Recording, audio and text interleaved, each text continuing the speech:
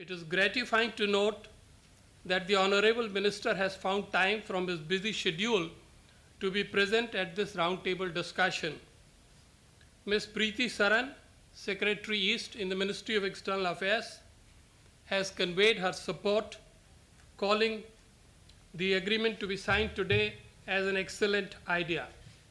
She would have been present here today but for her other pressing commitments. As you know, we are about to witness the signing of an agreement to create the Canada-India Dialogue on Innovation, Growth and Prosperity.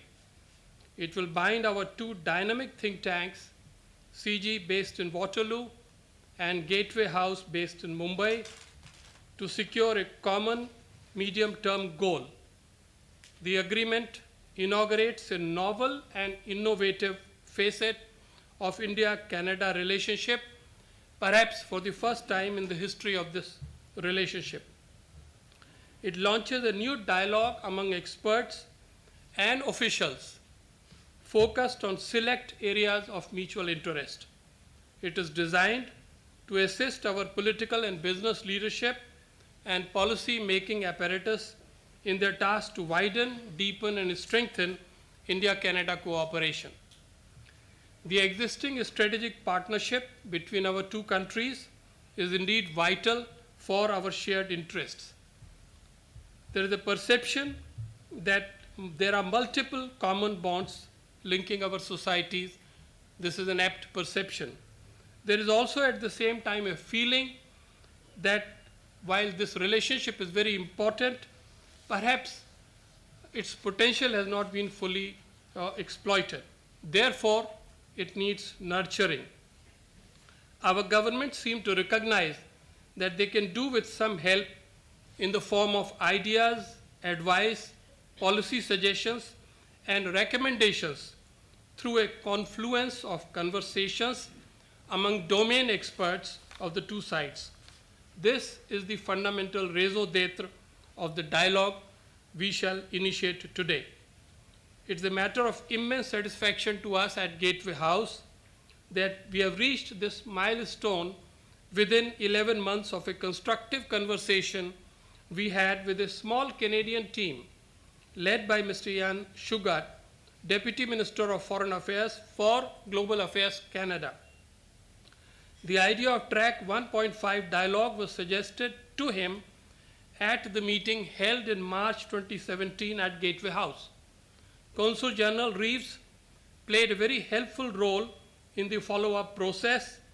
We are privileged that a prestigious think tank, CIGI, readily agreed to be our partner in this promising venture. Very quickly, in the end, let me make two substantive points. First, our institutional dialogue will need to be anchored within the framework of existing realities and potential of India-Canada relations. We believe that ample scope exists to define and deepen a convergence in the world views of India and Canada. In the past, we connected through the British, Commonwealth, and European channels, but now in the 21st century, the Pacific Ocean connection beckons us. Canada as a Pacific Ocean power and India as a global player committed to the cause of peace and prosperity in the Indo-Pacific are on the cusp of discovering and crafting new motivations as well as means and methods of cooperation. We are very hopeful that discussions between Prime Minister Justin Trudeau and Prime Minister Narendra Modi in Delhi on 23rd February will break new grounds in this respect. Second, our Track 1.5 dialogue should be well structured, comprehensive, and inclusive in nature. Besides, it should be sustained over a period of the next several years. Only then will it produce optimal benefits for expanding and diversifying the relationship between India and Canada. I earnestly hope that our discussions today will strengthen consensus on the scope, methodology, and periodicity of the proposed dialogue.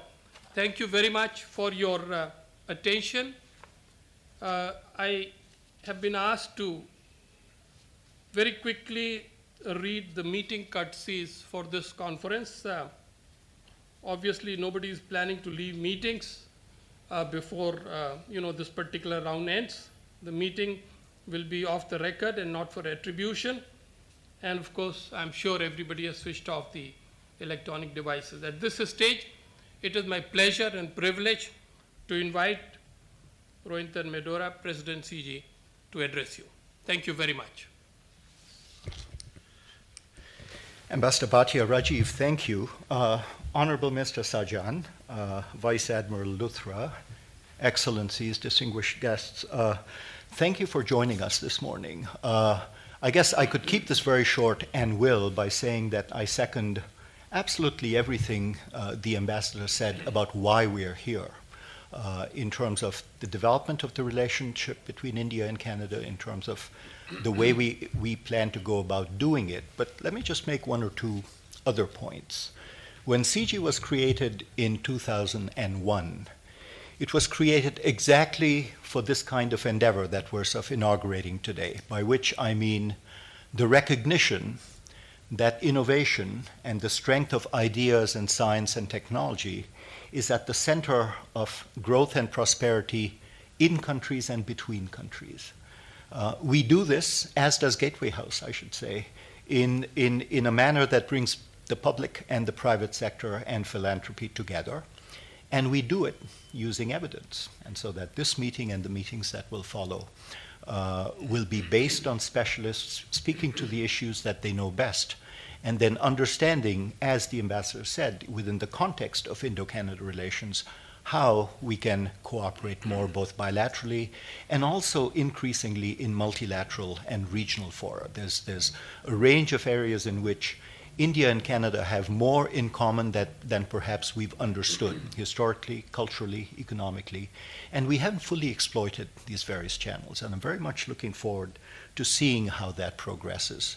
So with those few remarks, let me then do the following. Minister, if it's okay with you, I will introduce you. We will then do the signature and the formality of cementing the relationship, and then hear from you as well. Minister Sajjan has had a distinguished career in security in Canada, both in the police service and the army. And then he did something that is quite, at least in the Canadian context, unusual, which is he then chose to devote himself to public policy and politics. Went into politics, was elected, and named Minister of Defense when the new government came into power in 2016.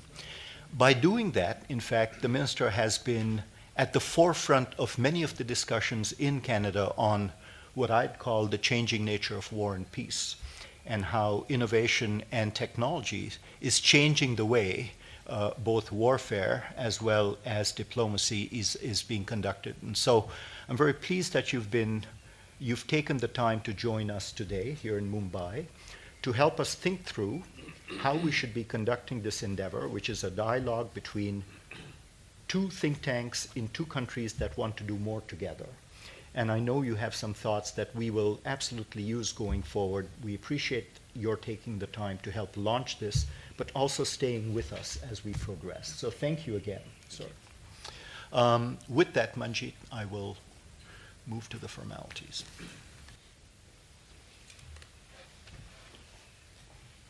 You sign first. Oh, how gallant. Thank you. Would you like a seat? No, this is good. Thank you. Yeah, then you sign both? That way we each have a copy. Yes.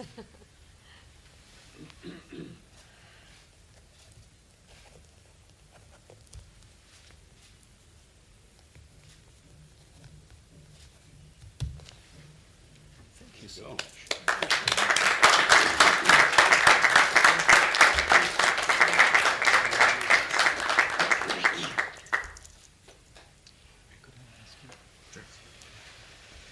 Could I ask you, Minister, to say a few words to inspire us and lead us on our way? Sure. Is this? That's on. Okay. Your Excellencies, it's a great privilege to be here, and I just want to, ladies and gentlemen, what an honor it is for me to be back here, and also with the Vice Admiral, who I had the privilege of meeting the last time I was here, and he graciously allowed me to tour one of the ships, and let me say thank you for the great service of your sailors as well. But also I want to pay tribute, since you are also in this room, to the entire Indian military as well, because I mean, I get the briefs on the tremendous peacekeeping work that your personnel do around the world. So I want to thank you for your service. It takes considerable effort. As we talk about peace, it's usually our women and men in uniform are the ones that actually goes out to make it happen. So thank you very much for this. Ladies and gentlemen, first of all, I just want to thank the Gateway House and the Canadian Centre for International Governance and Innovation for bringing us here together. As we talk about innovation, we normally think about innovation in technology, designing new things, thinking about the future, high tech, right? I had the privilege just yesterday going to Bangalore and seeing some of the innovation from the research division from the Indian military, that the work that they do, and very similar to what we do in defense as well. And I'm happy to talk about the innovation that we're doing in Canada in the military side. But really what I'm here to talk about is the innovation that, what real innovation is about. Innovation through people. Without people and connecting, being able to connect the dots together, making the introductions, you're not going to have those type of conversations. And one thing that I noticed yesterday, and what I see in Canada, we have tremendous opportunity. We have tremendous, tremendous diversity, and which we have really just tapped into just very briefly, and we need to increase that relationship through people. And it's only through that dialogue we're going to be able to have even far greater innovation. And Canada, under Minister Baines, is leading our innovation agenda, so that we can have the right eco-structure to create the innovation for the future. And as much as we talk about investment in certain technologies, we have to invest into our universities, our research, and our think tanks to making sure that we have the right ecosystem in place to be able to put the right people at the right time and connect them to the right organizations, so you can have that detailed discussion. And the innovation that I'm talking about, so our government has invested billions of dollars in Canadian workers and business to help them become world leaders in many fields. On our side of the ocean, we're talking about for initiatives here taken in India. We're talking about the Digital India, Skill India, Startup India, and Smart Cities. These initiatives are generating quite the momentum.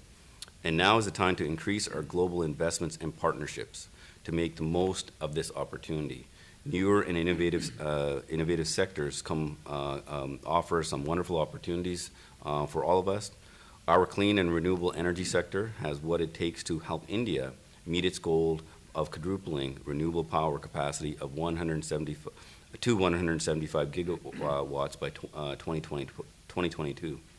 And Canadian companies like Bombardier, Magna, Linamar, and have been active in Canada for many years. And newcomers like DataWin, Magellan Aerospace, and Survival Systems are also now starting to manufacture here. On the infrastructure front, Canadian pension funds have been investing heavily in Indian projects for quite some time. And roads, airports, cell towers are engineered by Canadian-owned companies and powered with Canadian technology. The Government of Canada is working with industry and other partners to promote the research and development of new transportation technologies. Technologies like unmanned aircraft systems, zero-emission vehicles, and connected and automated vehicles as well. Our team is ready for opportunities in India and looks forward to networking and developing further partnerships. Canada has one of the most highly skilled workforces among advanced economies. Canadian researchers are world leaders in turning their work into discoveries and inventions. And to make it easier for foreign investors, a new Investing Canada agency will be a one-stop shop for all the information needed on the Canadian investment landscape. And last year, we launched a new trade agreement with the European Union. And we just agreed to sign it. We also just agreed to sign a trade agreement with the Pacific Rim countries through the comprehensive, progressive agreement on the Trans-Pacific Partnership. And as you know, we are working extremely hard with our American and Mexican friends to modernize the North American Free Trade Agreement. Though 12 such trade agreements, Canada now has preferential markets to 45 countries. They represent more than 1.2 billion consumers and a combined GDP of some $41.4 trillion US. And this represents over one half of the world's outputs of goods and services. Canada is quickly becoming the bridge between Asia and the rest of the world, one that will offer businesses an unprecedented access to new market opportunities. Canada remains open for business, ladies and gentlemen. We are committed to expanding international trade and international trade agreements. Free and open trade has allowed the world, including Canada and India, to exchange goods and services, technologies, and ideas. Our citizens have benefited from the jobs, growth, and higher income and living standards that have followed. As Prime Minister Modi has said to Prime Minister Trudeau, Canada and India are made for each other. And ladies and gentlemen, I couldn't agree more. India has one of the world's fastest growing economies and youngest populations. Those are two powerful attributes that bode well for the future. And Canada wants to be an integral part of that future. And we are doing our part to enhance the potential of our strong relationship. So consider the links we already share. More than 1,000 Canadian companies and educational institutions are currently doing business in India. 400 of those have a physical presence in this country. In 2017, the two-way trade of goods between Canada and India totaled over 42,000 crore or $8.3 billion in Canadian dollars. And that is a great indicator of the confidence the business and investment communities have in our relationship. But there is room to grow. Less than 1% of Canadian exports are destined for India, while Canada accounts for just 0.15% of the Indian exports. Now, we can do better than that. As two great trading nations, we need to do better than this. Both our countries are striving to be global leaders in innovation. And as we challenge ourselves, the opportunities and strength that come from collaboration cannot be understated. This may take time, but it is time well spent. We are committed to working with India on a shared prosperity agenda. There is a unique opportunity to capitalize on Canada's unique character, our diversity, our openness, our trading history, and our commitment to the rule-based system for managing global trade today. Now, matching the historical, cultural, and personal ties we have in abundance with more trade, investment and innovation will tap into the tremendous potential our countries have to partner in mutually beneficial ways. And in the end, the success of our partnership rests on the people-to-people ties across the ocean. Now, thanks to our solid relationship, we have a great potential to build even stronger bonds that will support mutual innovation, growth, and prosperity. And it's wonderful that Gateway House and the Canadian Centre for International Governance Innovation continue to support independent, nonpartisan dialogue on important foreign policy issues. And so, ladies and gentlemen, thank you for allowing me to be here and listen to me, and I look forward to having not only the conversation here, but continuing this into the future as well. Thank you very much. Request Vice Admiral Luthra to give some welcome remarks. Gateway House has had a symbiotic relationship with the Western Naval Command here, and we welcome you, Admiral Luthra. Thank you. Mr. Harjit Sajjan, Honourable Defence Minister of Canada, distinguished participants at roundtable today, ladies and gentlemen. First of all, let me thank the Honourable Minister for the comments that he has made and recalling his last year's visit to Mumbai and to the Western Naval Command. And your visit was beneficial for both sides, and we are working towards taking the defense and maritime partnership forward in the areas and the avenues that we had identified during your visit. I must also thank the Gateway House for inviting me to be part of this dialogue. And the theme for this dialogue, Innovation, Growth, and Prosperity, is very apt and very timely. Timely because, as most of us in this audience are aware, that we are going through a very different form of internationalism, where forces of globalization and open markets and liberal democracies are coming into direct conflict with forces of nationalism and protectionism. It is also the time where traditional instruments of international relations are being exposed, their inadequacies are being exposed. In terms of security, the instruments of security or the concepts of security which we used to earlier consider as prevalent, concepts of collective security, cooperative security, predominant power, balance of power, all these concepts have become very fuzzy.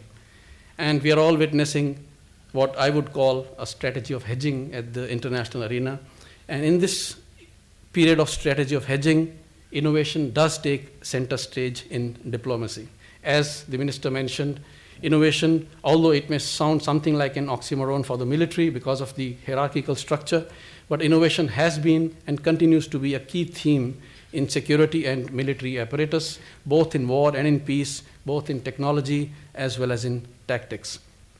So therefore, this is a very good theme that has been taken up by both the institutions. Specifically about the maritime domain, in this part of the world, we have been using the term Indo-Pacific for some time now, which Indo-Pacific is the new area of focus and also the new area of geopolitical contestation. This focus is simply because Indo-Pacific happens to be the growth underbelly of Asia. As many of you would know, in the recent years, in 2015-16, the global trade was something like $16.6 trillion. And Asia's share in that global trade was $12.8 trillion, which is 77% of the global trade. Now this, of course, driven by China and then by India, but the trade activity is all centered in this region, so also is the manufacturing activity. So increasingly, the maritime domain is shaping the geopolitics of the region and of the world. You will agree that stability and security is important, is critical for innovation, growth, and prosperity to flourish, particularly in the maritime domain. Canada and India both have long coastlines. Canada has the longest coastline, and therefore both countries have significant EEZ, and about 90% of trade for both the countries is by the sea route. India is set to grow by about 7.3, 7.4% in 2018-19 and about 7.6% in the year thereafter. This trade, therefore, is only set to increase significantly as far as Indian perspective is concerned. Canada is also, as you all know, a key player in the Arctic region, which is also of immense interest and of value to India. As far as maritime law is concerned, and the Honourable Minister mentioned about rule-based order, India has had a very strong and good record of not only agreeing with international maritime law, but by abiding with the international maritime law. India has resolved maritime boundary with 6 out of 7 neighbors, maritime neighbors, following due process. In one of the recent settlements, as again some of you would know, the settlement was perhaps not to the best liking of both the parties, but we went by what the tribunal awarded, and we stuck to the decision as per international maritime law. Similarly, there is considerable discussion these days on freedom of navigation. which has been an area of concern in the Indo-Pacific, specifically in the South China Sea. Here I want to make only one point, that all countries agree to the concept of freedom of navigation. There is nobody who says that we do not agree with freedom of navigation. But the problem is that the interpretation of international maritime law and interpretation of specific rules of the UNCLOS are different, and therefore different countries are taking different interpretations of freedom of navigation. And I think there is considerable scope and potential for institutions like CIGI and Gateway House to take this process forward and take the lead in trying to develop a consensus on having a mutual understanding on the concept of freedom of navigation and on specific clauses of UNCLOS where disagreements exist today between nations. Another issue that has been gaining prominence in recent times is blue economy. I'm very happy that today one segment of today's dialogue is focused on blue economy, which is water-based economic activities, which are socially inclusive, environmentally sustainable, and economically viable. It includes a number of activities, number of areas and sectors like ports, maritime transport, shipping, marine tourism, fisheries, aquaculture, oil and gas, tidal energy, wave and wind energy, minerals, deep sea mining, inland waterways, and coastal business activities. So a number of sectors are involved with the blue economy. In India, the government of India launched Project Sagarmala, which is a major project, very ambitious project, focused on blue economy. And it is port-led industrialization, port-led development, coastal community development, and increasing connectivity. Investments of up to about $120 billion are planned under Project Sagarmala in the next few years. There is significant boost to EXIM trade that is planned under Project Sagarmala. Large number of direct and indirect jobs, about 4 million direct jobs and 6 million indirect jobs are sought to be created under this project. Similarly, Canada is focusing a lot on blue economy as well as on maritime security. There are a number of organizations, think tanks, associations in Canada and in India working on blue economy, and therefore there is tremendous opportunity for collaboration. There is, as the Honourable Minister mentioned, feasibility and opportunity for cooperation and collaboration in trade, investment, and in different sectors of the economy, including in the maritime domain. So finally, I would like to wish this dialogue today and the future dialogues based on the new agreement that has been signed, the MOU that has been signed, all success in the days ahead. Thank you. Thank you very much, Vice Admiral Luthra. May I request the High Commissioner, Ambassador Vikas Roop. Thank you, Akshay. The Honourable Harjit Sajjan, Minister of Defence of Canada, Vice Admiral Girish Luthra, my colleague Jordan Reeves, Consul General, Ambassadors Rajiv Bhatia and Neelam Deo, Manjeet Kriplani, Rohinton Medhora, and distinguished guests. It's a pleasure for me to join you all at the launch of this very timely initiative between CIGI and Gateway House. It's an old axiom that democracies that talk to each other more cooperate with each other more. And I think it's imperative that India and Canada should talk to each other more, because we are the two largest multicultural democracies in the world, one by surface area and one by population. And the interlinkages between our two countries are so vast and so deep and so broad-based that conversations between India and Canada are not only desirable, they are essential in the world of the 21st century. Unfortunately, till now, our conversations were mainly in the G2G space and the B2B space. We had ignored, I think, a very important component of that dialogue, which is the strategic community. And I think today's MOU between Gateway House and CIGI fills that lacuna. Today we have 1.6 million people of Indian origin in Canada. We have 124,000 Indian students in Canada. Our trade is increasing, bilateral investment is increasing, our economic, scientific, and trade linkages, and more importantly, the R&D partnerships. And we have today Jean Lebel, the head of the IDRC Canada, also with us. They are increasing. And that is why I think that this initiative will be very, very useful. It is also very timely. It's very appropriate that we are signing this MOU at a time when Prime Minister of Canada, the Right Honourable Justin Trudeau, is visiting India on a bilateral visit, and we are all looking forward to the conversations he will have with Prime Minister Modi in Delhi in the next couple of days.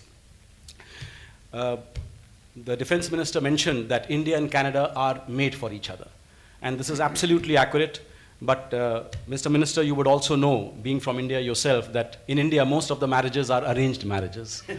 And you still need the friends of both the families to ensure that the marriage takes place. And I think that is what this MOU today does. It ensures that we have this, we broaden this conversation beyond just the governments and the businesses to include the strategic community and civil society. And very importantly, because it's a 1.5 dialogue, it also ensures that the governments remain stakeholders. And I think the presence of the Defense Minister of Canada today, the presence, my presence, and Jordan's presence is a manifestation that the governments are equal stakeholders in this dialogue. We look forward to very productive discussions, and we look forward to guidance and suggestions on how the India-Canada partnership can be advanced into the 21st century. So I just want to say that on behalf of the Ministry of External Affairs and the Government of India, you have our fullest support. We will be active participants in this dialogue, and we will continue to be guided by the suggestions and advice that emanates out of this important forum. Thank you very much. Thank you very much, High Commissioner Swaroop. And last but not the least, our Consul General here, Mr. Jordan Reeves. All right. No problem. Thank you very much. Minister Sajjan, High Commissioner, and Vice Admiral, and to everyone here. High Commissioner, I really appreciated your comments in particular, because I very much share that same enthusiasm for this initiative. We've got, two governments, two fantastic countries that in many ways share common objectives. We want greater prosperity for our peoples, and in many ways, same thing, we're looking to develop new partnerships around the world and deepen those partnerships in order to help achieve that. The High Commissioner mentioned a number of things, but very quickly, we're natural partners, democracies, very diverse countries. Don't forget the importance of the English language and the ability to communicate easily. As someone who had to learn Chinese, I can tell you that. I'll use the High Commissioner's figure, about 1.6 million Canadians whose ancestral origins are from India. In the last few years, we've seen a surge on the people-to-people side of contacts, students, tourists, even ministers. For me here in Mumbai, I count now 13 ministers from Canada have visited in the last 18 months, and of course now the Prime Minister of Canada. And both countries, I think, we do look to multilateralism, and we look towards multilateral institutions and organizations to help achieve our objectives. And we both care that they remain relevant and effective, for sure. We talk about, I think, in some of the gateway documents and so on, only $8 billion in trade between our two countries with all these complementarities. We don't yet have, certain agreements we would like to have around investment and trade. Investment is picked up in some quarters, but still a lot more we could do in both directions. Energy security and clean tech, vast opportunities there in terms of complementarities. Innovation and the startup communities, both very active in India and Canada, and highly complementary. And I would also suggest that food security is another area that we could look at. In addition to all this, I don't think we should forget about defense relations. When Minister Sajjan last visited, there were some very, very productive conversations, discussions, and suggestions put forward as to how we could work more closely together in the area of defense. And I don't think we should forget about culture either. While we're here in Bollywood, there's a huge appetite to do more between our two film industries. So I guess it boils down to the fact that we've got huge scope between our two countries, between Canada and India, to do more. We have a lot of energy, but those energies are limited, and therefore I really believe that this Track 1.5 initiative is important, that CIGI and Gateway House really can make a difference. So thank you. Thank you very much, Consul General. Honorable Defense Minister Sajjan and Your Excellencies, this brings the formal public part of this to a close.